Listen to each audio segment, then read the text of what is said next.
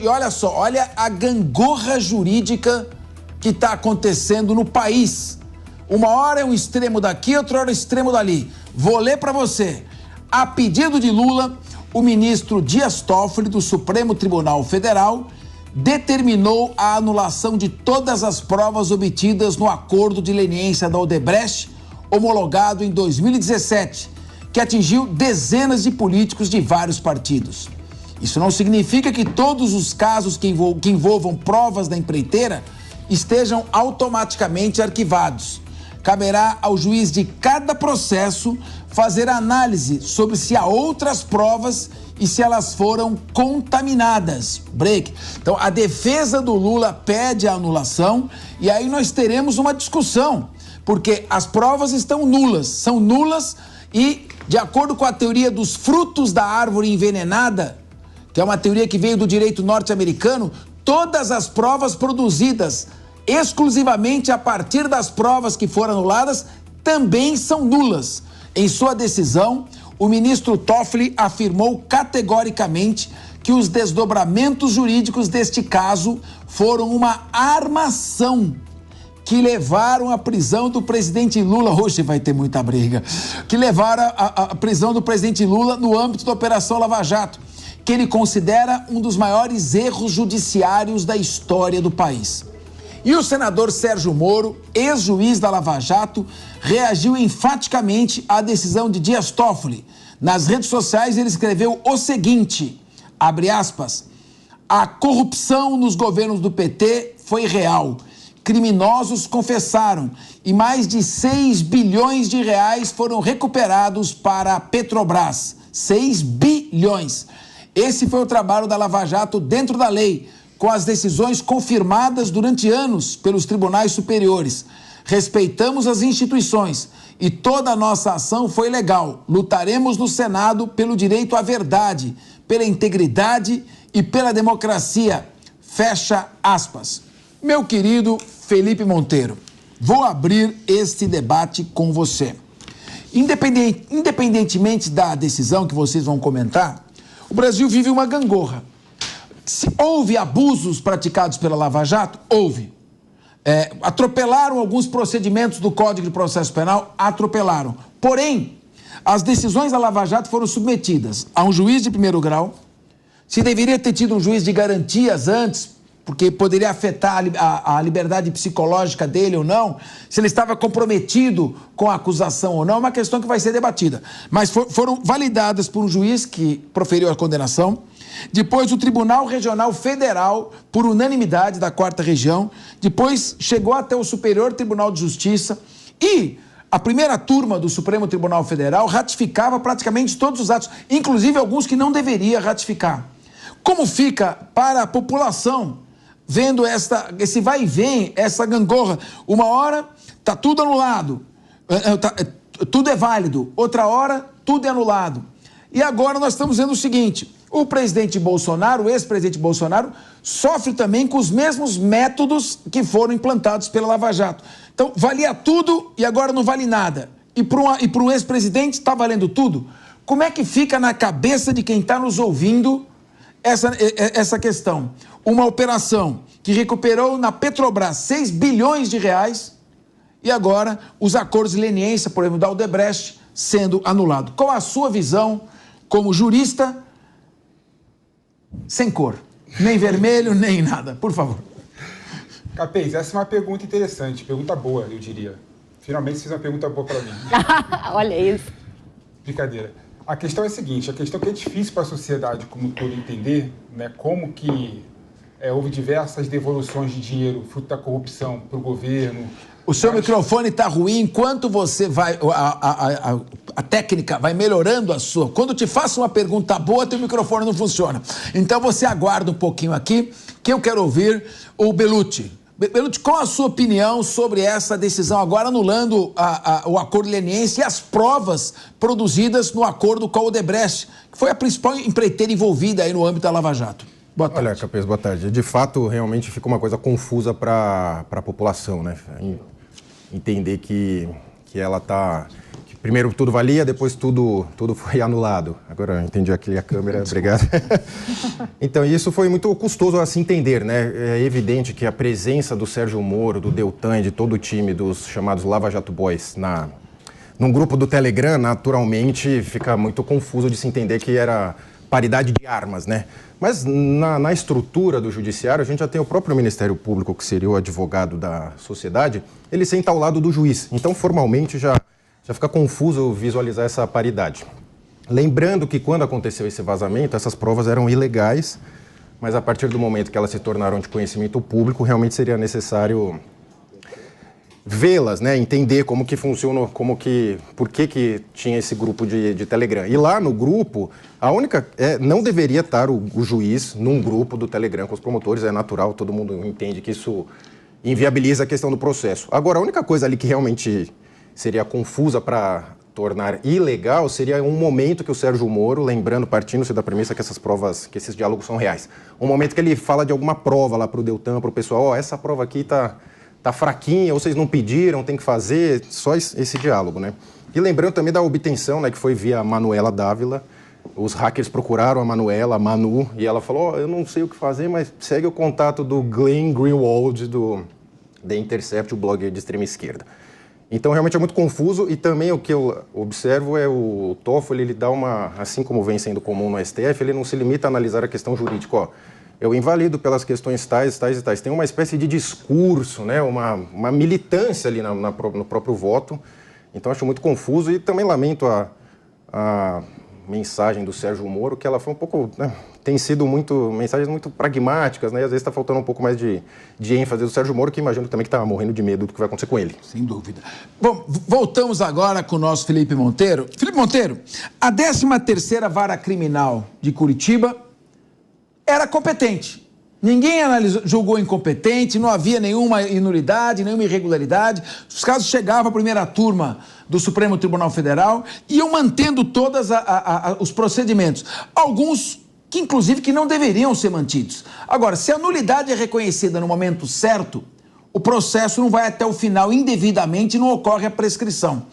O Supremo Tribunal Federal precisa ajustar um pouco mais essa sintonia, ou seja, não dá para reagir diante das situações jurídicas pela força da narrativa. A imprensa pressiona, vai de um lado, a imprensa pressiona, vai do outro. E aí fica esse ioiô jurídico. Como é que se posiciona o nosso ouvinte, o ouvinte da PAN, nosso espectador, aquele que nos acompanha no YouTube, como é que ele pode ficar bem impressionado com um ritmo maluco como esse, de nulidades e validações, com condenações, às vezes excessivas ou não? Qual a sua visão?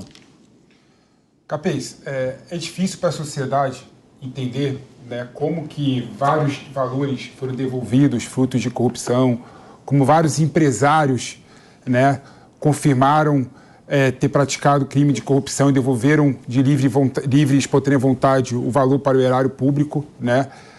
Depois de um tempo, o Supremo invalidar as provas e depois de um tempo, o Supremo absolver diversos políticos, diversos empresários no bojo desse processo, né? Eu concordo com o que você colocou aqui inicialmente. A Lava Jato, institucionalmente, foi um erro desde o começo, né? Primeiro erro da Lava Jato, existe o princípio do juiz natural. O Moro, da vara da 13ª de Curitiba, ele era competente para todos os assuntos relacionados à Lava Jato, né? Ou seja, isso viola um princípio do processo civil, processo penal, muito caro para o Estado Democrático de Direito. Então, ou seja, mas também ao mesmo tempo, o Supremo Tribunal Federal, no começo, foi levado a decidir sobre a situação e ele declarou que era inconstitucional, ilegal, existia uma vara especializada destinada a julgar somente aquele assunto, né? Ou seja, há graves problemas na Lava Jato, na estruturação institucional da Lava Jato, seja pela força-tarefa do Ministério Público, seja pelo juízo da 13ª Vara de Curitiba. Agora, o que as pessoas de casa têm que saber é que o Estado Democrático de Direito pressupõe a observação das leis, né? A observação do princípio da ampla defesa do contraditório. Então, deixa eu te fazer uma pequena interrupção, claro, para não ficar muito água com açúcar esse programa. Você acha que esses erros que aconteceram na Lava Jato concentração de toda a competência num só juízo, era uma competência do fim do mundo, para julgar todos os casos da Lava Jato. Não está correndo risco agora nesse inquérito do fim do mundo, que é o inquérito das fake news, não está havendo as mesmas nulidades, só que em sentido contrário, ali era para combater corrupção. E talvez tenha se combatido a corrupção com os métodos que contrariavam o Código de Processo Penal. E agora, para combater ameaça, entre aspas, à democracia, que está se virando uma ameaça à liberdade de expressão. Como é que fica essa questão? Como é que quem que não é advogado olha uma situação como essa no país?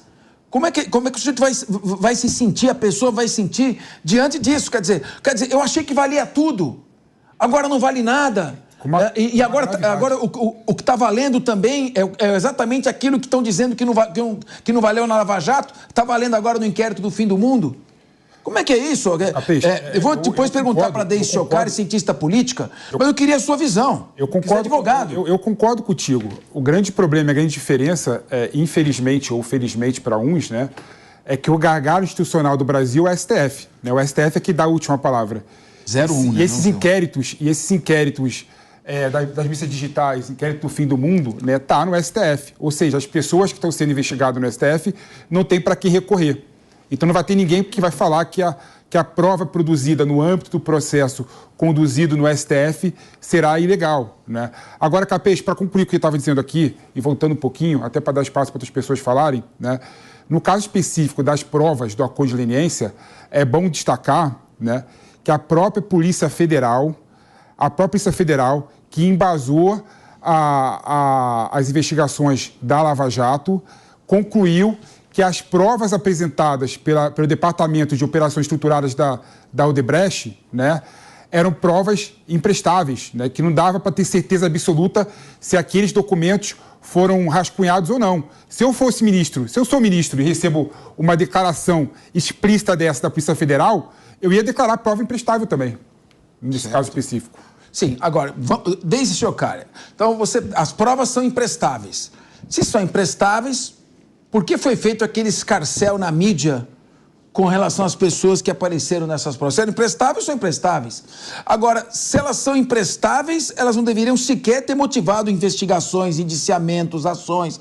Então, como é que fica você, analisando sob o ponto de vista da ciência política, o jurisdicionado, o cidadão, a cidadã que acompanha essa questão, começa a perder credibilidade nas instituições?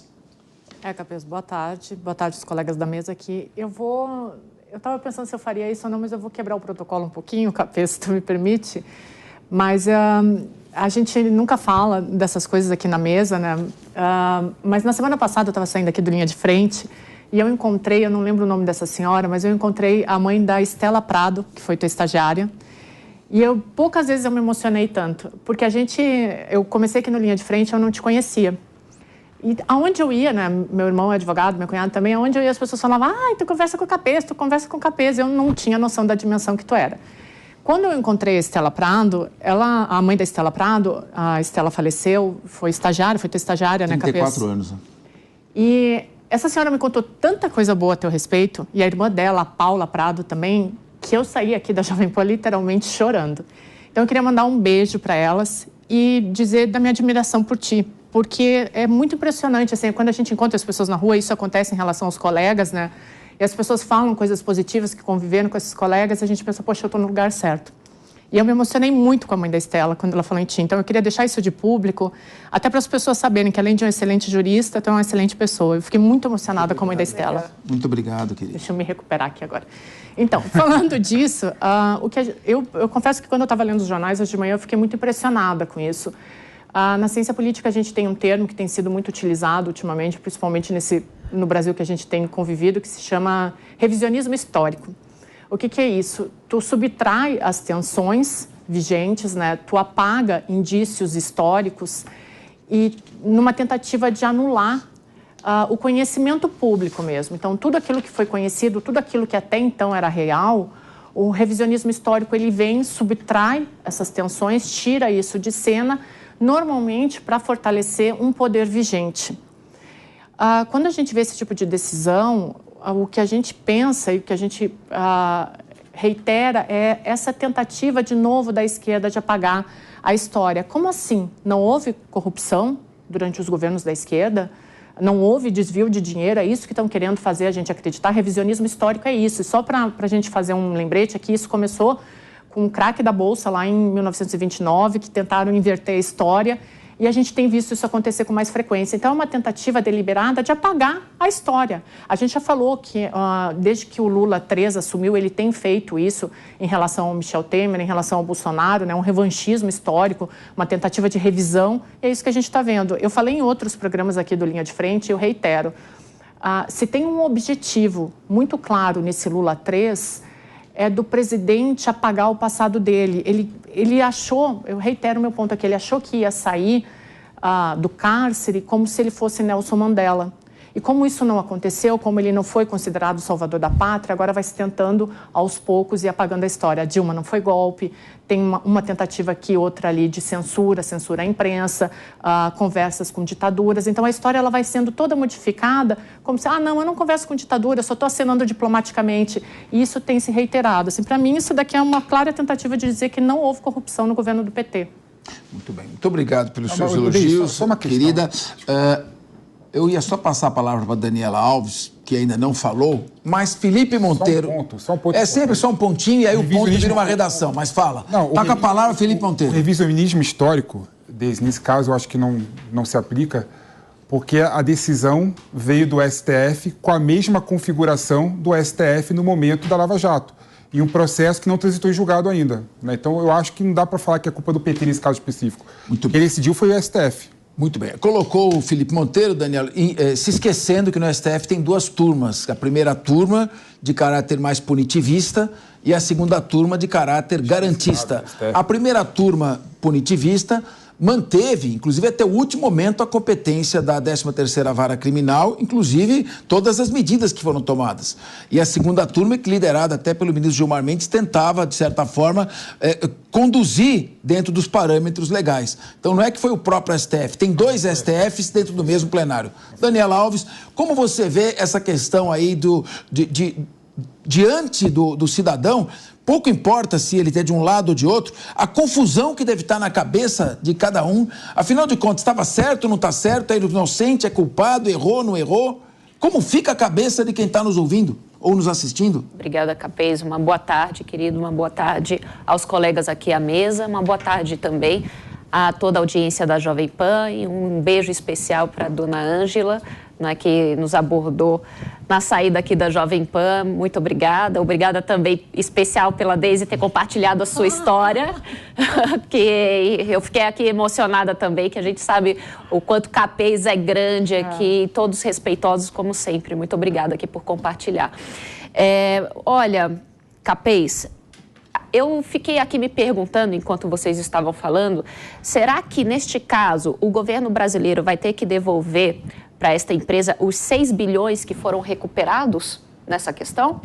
Não é? Porque, bom, se essas provas, elas não valem, então o Estado brasileiro vai ter que devolver 6 bilhões e, obviamente, se tem que devolver os 6 bilhões, vai ter que devolver corrigido e possivelmente também, né, vai ter que ter alguns agravos aí por conta de tudo que a empresa perdeu.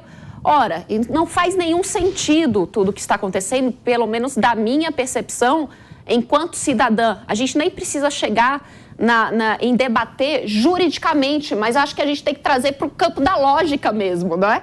Porque será que logicamente faz sentido o que está acontecendo? Eu lembro para todos vocês que a Operação Lava Jato, ela chegou a atingir, se eu não me engano, desculpem se eu errar o número, tá? Pode ser mais países, mas eu sei que não são menos, 49 países, tá, foram atingidos pela Lava Jato.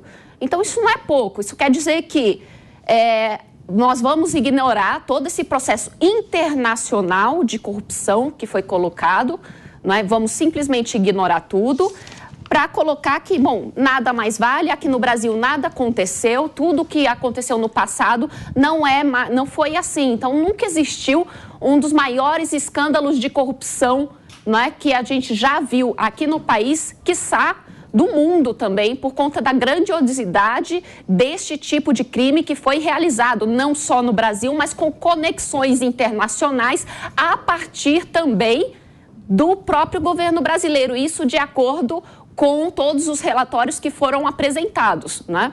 Isso de acordo com todos os relatórios que foram apresentados. Ora, então não tem como apagar esse passado, não tem como dizer que não existiu, não tem como dizer que não tem conexões internacionais. Ora, agora, se o STF colocar dessa forma, simplesmente o governo brasileiro vai ter que devolver para uma empresa que todos nós sabemos que teve envolvida em vários casos de corrupção, não só no Brasil, como no exterior também.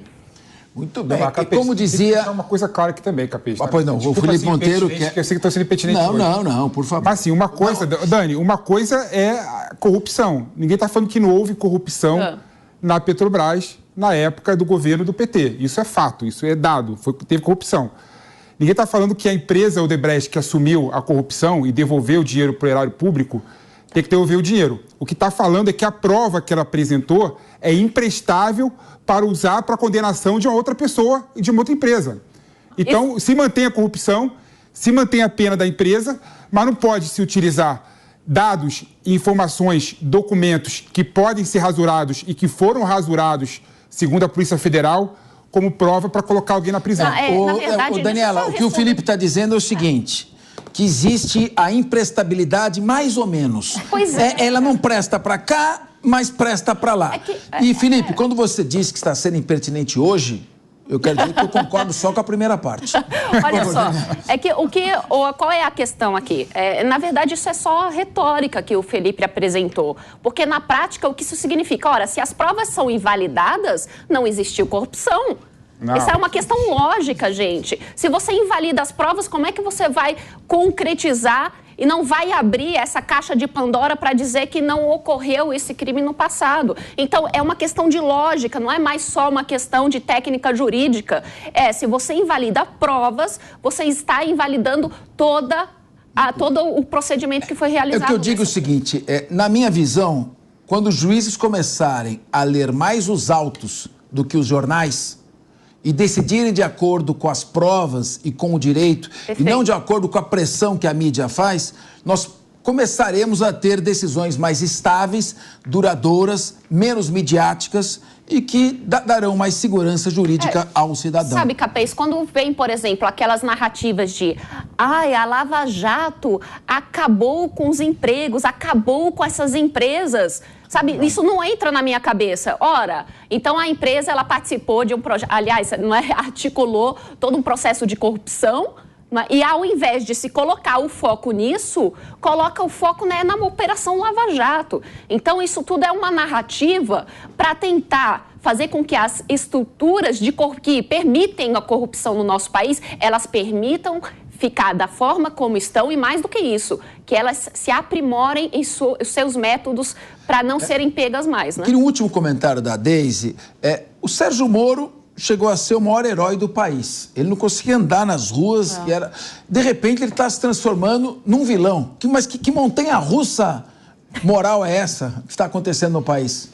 A gente tem na comunicação 2 termos que identificam muito bem isso, assim, agendamento e enquadramento. Na época da Lava Jato, eu fiz um artigo, ele foi publicado em algumas revistas e até hoje ele é o artigo mais lido que eu escrevi, que é justamente sobre o Sérgio Moro e a Lava Jato, né? Mas existe, conforme vai mudando o governo, né, o Sérgio Moro ele sai de herói para vilão, né? Isso como a gente tem, que o Felipe não concorda comigo, mas como a gente tem esses revisionismos históricos e essa mudança de nuance de um governo para o outro, então alguém que foi herói na gestão passada agora vira vilão, né? Isso é bem comum, infelizmente.